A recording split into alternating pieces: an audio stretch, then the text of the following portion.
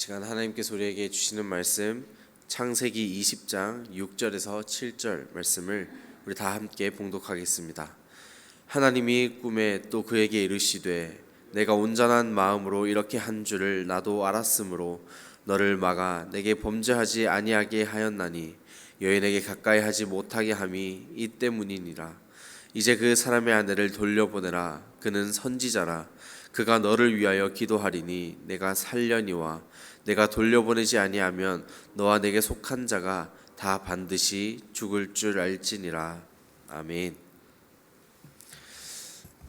우리가 TV를 통해 드라마나 영화를 보게 되면 주인공이 항상 위기에 처할 때가 있습니다.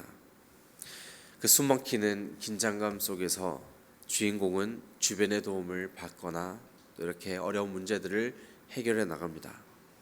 극적으로 그 어려운 문제들을 탈출하게 되는 모습들을 바라보면서 이를 바라보는 시청자들 또 사람들은 이 스토리의 전개에 더 감탄하기도 합니다. 이 공교롭게도 성경에서 그것도 이 창세기라는 말씀 안에서 이 비슷한 상황이 똑같은 상황이 무려 3번이나 반복되고 있습니다. 바로 아브라함과 그의 아들 이삭의 이야기입니다. 가장 먼저는 이 창세기 12장에서 아브람이 애굽 왕 바로 앞에서 자신의 아내 사레를 누이라고 속인 사건입니다. 그리고 이어지는 두 번째가 바로 오늘 창세기 20장에서 아브라함이 이제 아내 사라를 그렇게 누이라고 속인 사건입니다. 그랄랑 아비멜렉 앞에서 이 아브라함이 똑같이 자기의 아내 사라를 누이라고 속인 사건이죠. 마지막 세 번째로는 그 아들 이삭도 똑같은 일을 겪고 있습니다. 블레셋 왕 아비멜렉 앞에서 자신의 아내 리브가를 누이라고 속여버립니다. 하나같이 시대적 상황과 주변 환경들만 조금씩 바뀌었지 이야기가 흘러가는 전개에는 이 스토리는 단 하나도 바뀌지 않고 똑같이 흘러간다는 것을 우리가 알 수 있습니다. 이 세 가지 본문을 들여다보면서 문득 드는 생각으로는 왜 하필이면 이 아브라함과 이삭의 아내들은 이렇게 아름다웠는지, 왜 다른 남자들이 이렇게 탐을 내었는지, 또 한 가지는 역시 그 아버지의 그 아들이구나, 유전을 무시 못하는구나, 이 부전자전이구나 하는 생각이 들었습니다. 그 가운데 오늘 본문 20장을 우리가 함께 살펴보고자 하는데요, 오늘은 조금은 다른 시각으로 이 본문을 들여다보고자 합니다. 보통 우리는 오늘 주어진 말씀들을 묵상할 때 자신의 잘못으로 인해 아내를 잃을 뻔한 이 아브라함을 많이 떠올리고 묵상할 겁니다. 그렇게 극적으로 우리를 도우시는 하나님, 당신의 사람들을 버리지 않으시고 끝까지 보호하시는 하나님.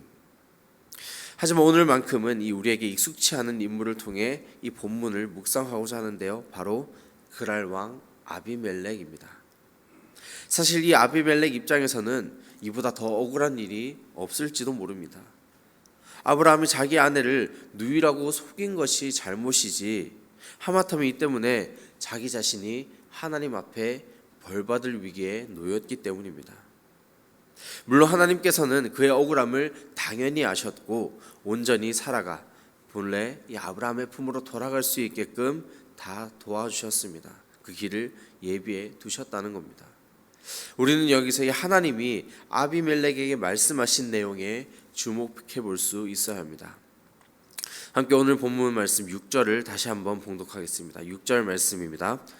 하나님이 꿈에 또 그에게 이르시되 내가 온전한 마음으로 이렇게 한 줄을 나도 알았으므로 너를 막아 내게 범죄하지 아니하게 하였나니 여인에게 가까이 하지 못하게 함이 이 때문이니라.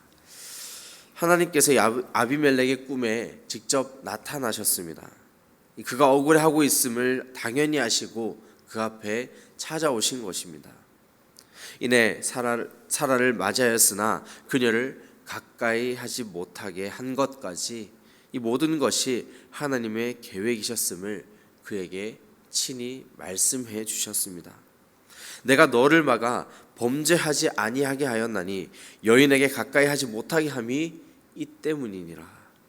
혹여나 아무리 억울하다 할지라도 사라와 동침하거나 그녀와 이제 무슨 일이 일어나게 된다면 분명 그 죄에 대한 대가는 아비멜렉이 감당해야만 했을 겁니다. 하나님께서 이 모든 것을 아시고 아비멜렉이 애초에 죄를 짓지 않도록 그의 꿈에 직접 찾아오신 것입니다. 이제 우리의 삶을 다시 돌아봅시다. 우리 또한 아비멜렉과 마찬가지로 죄인된 인간의 삶을 살아냅니다. 그렇게 우리는 죄로부터 결코 자유할 수 없습니다.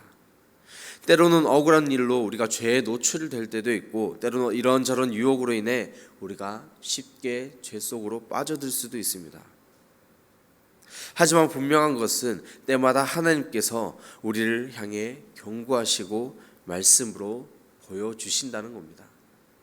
그런데 우리의 정작 삶을 돌아보면 우리는 죄로부터 자유하는 것이 오직 하나님의 품에서 떠나지 않는다는 것을 너무나 잘 알고 있지만, 그럼에도 불구하고 결코 죄로부터 자유할 수 없는 것 또한 우리의 인생이라는 것입니다. 사람을 미워하고 누군가를 미워하고 또한 하나님 앞에 죄를 지으며 나아가고, 이것이 마냥 내가 억울한 일을 당했기 때문에 그럴 수 있는 것이라며 스스로를 위로하고 하나님의 위로를 멀리한 채 죄의 유혹으로부터 결코 빠지지 못하고 스스로를 합리화하는 너무나도 큰 죄악을 날마다 저지르고 살아간다는 것이죠. 그럼에도 불구하고 하나님은 때마다 우리를 향해 경고하시고 또한 말씀을 통해 우리가 돌아올 수 있게끔 알려주신다는 겁니다. 저와 여러분 그리고 우리 모두는 죄를 짓지 않도록 이 막아주시는 주님의 놀라우신 은혜를 날마다 체험하며 살아갑니다. 로마서 8장 13절과 14절 말씀은 이렇게 기록합니다. 너희가 육신대로 살면 반드시 죽을 것이로되 영의 몸으로써 몸의 행실을 죽이면 살리니 무릇 하나님의 영으로 인도함을 받는 사람은 곧 하나님의 아들이라. 우리는 육신의 몸으로 여전히 이 땅을 살아냅니다. 육신으로 살아간다는 것은 죄에 그대로 노출되어 있는 상태이며, 육신대로 사는 것은 곧 죽음을 뜻합니다. 성경의 수많은 곳에서 이것을 가르쳐주고 있습니다. 아무리 노력한다 한들 나 스스로가 죄로부터 자유할 수 없다는 것입니다. 그래서 예수님이 이 땅에 우리를 위해 친히 내려오셨고 내 죄를 위해 십자가에 달려 그 죄를 사해 주신 겁니다. 이제 우리는 하나님의 영으로 이 육신의 나쁜 행실들을 모두 이겨내고 반드시 살아낼 수 있는 길이 무엇인지 깨닫고 우리 앞에 열렸다는 것입니다. 우리는 하나님의 자녀로 오늘 하루하루를 또한 주님과 교제하며 살아냅니다. 늘 주님의 계획과 인도하심에 이끌리는 영적인 존재라는 사실입니다. 따라서 날마다 우리 가운데 말씀하시는 그 주님의 음성을 듣고자 귀 기울이고자 노력해야만 하는 것입니다. 부모와 같은 심정으로 하나님 아버지께서는 우리가 오늘도 애초에 죄를 짓지 못하도록 죄악의 길로부터 막아주신다는 그 사실을 모두 믿고 나아가는 저 여러분 모든 성도님 되시기를 간절히 축원합니다. 하나님의 울타리 안에서 늘 우리의 안전한 길로 인도하시는 그 주님만을 따라감으로 진정한 자유를 누리게 되는 모든 성도님 되시기를 간절히 축원합니다. 이 하나님의 울타리가 우리의 가장 안전한 처소가 되며 주님의 말씀만이 가장 안전한 우리의 울타리가 될 줄로 믿습니다. 세상 그 어느 것도 죄로부터 우리를 지켜내 주지 못하지만 주님의 말씀만이 우리의 가장 큰 힘과 도움이 될 것입니다. 오늘 하루도 우리의 죄를 막아주시는 그 하나님의 은혜에 감사하며 주어진 하루를 최선을 다해 살아내는 저와 여러분 되시기를 주님의 이름으로 간절히 축원합니다. 기도하겠습니다. 거룩하신 하나님 아버지, 오늘 주신 말씀을 통해 오늘도 주님과 함께 동행하며 나아가기를 간절히 원합니다. 말씀을 통해 주신 은혜를 붙잡고 하나님 앞에 죄를 짓지 않기 위해 늘 주님께 귀 기울일 수 있는 우리 모두가 될 수 있도록 인도하여 주시옵소서. 결코 죄로부터 자유할 수 없는 나약하고 연약한 죄인임을 깨닫고 바라보게 하셔서 주님이 아니고서는 우리가 한 걸음 한 걸음 나아갈 수 없다는 것을 깊이 깨닫게 하시고 늘 주님을 의지하며 주의 말씀에 귀 기울이며 주님께 순종할 수 있는 겸손한 마음을 허락하여 주시옵소서. 오늘 이 시간 기도의 제목을 놓고 나아가는 모든 주의 백성들의 기도 제목을 흠양하여 주시고 응답하여 주실 줄 믿사오며 거룩하신 예수님의 이름으로 기도드립니다. 아멘.